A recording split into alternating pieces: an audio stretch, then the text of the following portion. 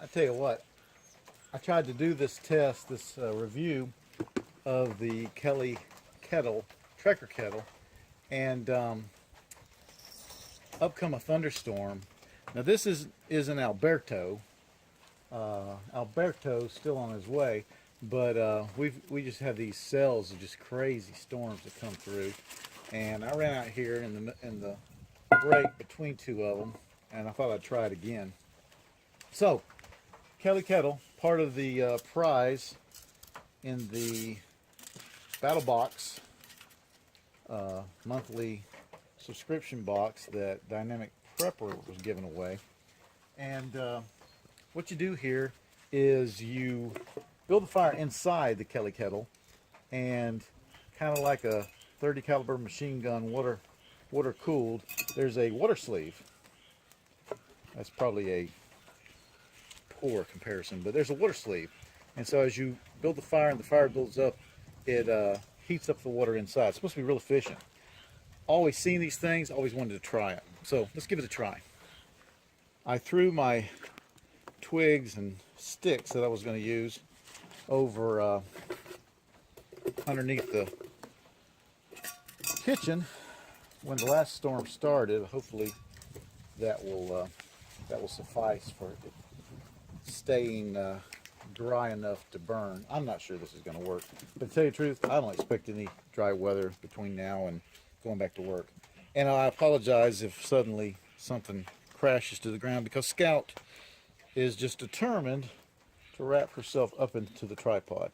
Now, I was just curious about how much water this would hold, and rather than look at the box, which would suffice, I wanted to put it in measurement terms that I can relate to. This is one of those 16.9 water bottles, and here's what's great about them when you get done with the water inside. You do that, and then you give it to your dog, and they love them. They will chew on them and chew on them. All right, so let's see if we can't get this done. I've got, you hear that? That's the bottle being chewed. Let's see if we can get this to light. I guess I should put it in there. I'm a real novice at this. And you do not, I forgot that lighter's out. Put the cork, okay, all my lighters are wet. All you flint and steel people are out there laughing right now.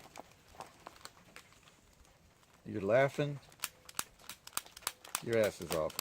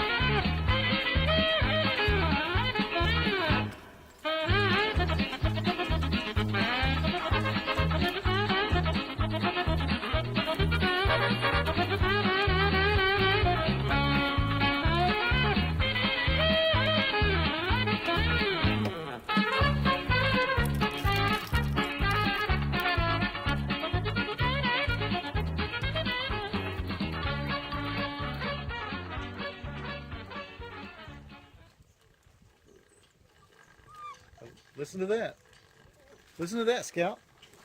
Listen. Listen. That is the sound of boiling water. That is the sound of boiling water. How about that? That is pretty cool. What do you think? Scout, thumbs up. Do claws up. Now here's what I don't really know.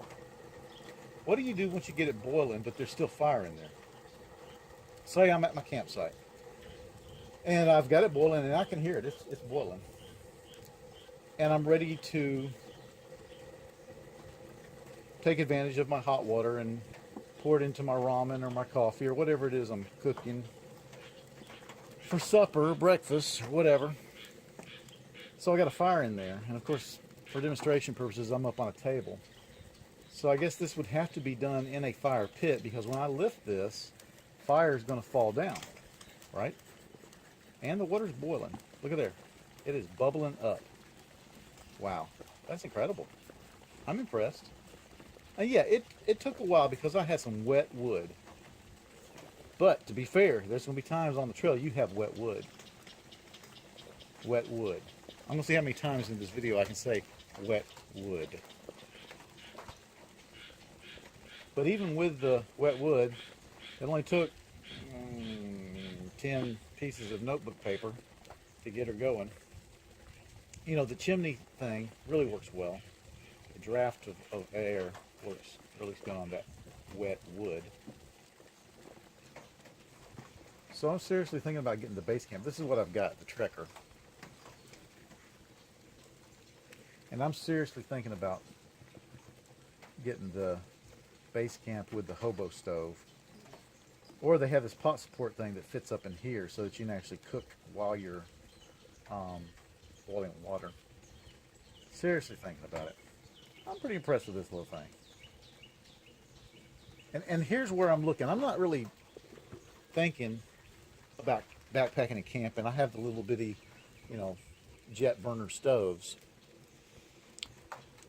What I'm thinking about is in a middle to long range situation, boiling water for drinking with the least amount of fuel.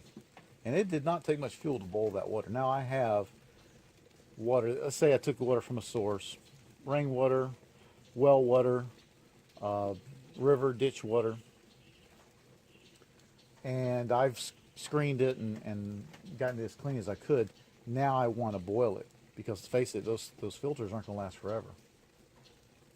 This thing will, and this stuff will always be available unless you live in North Korea or somewhere. And with the large base camp version, you could produce quite a bit of water for your daily needs. So it's something to think about. And I'm thinking that's a fairly good way of getting the most out of your fuel. Because face it, folks, unless you lived in a forest and you're doing some serious logging, you're going to be hard-pressed to provide your family with cooking wood every single day. All right, the boiling's starting to go down. That means the fire's going down. I'm going to lift that up. Put this handy-dandy thing on so that it, whoa, that don't stand very well, does it?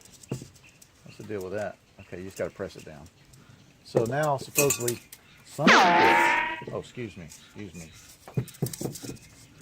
I'm sorry. I am working on my language. That was rude. Okay, that's not impressive. You would think that would sound better.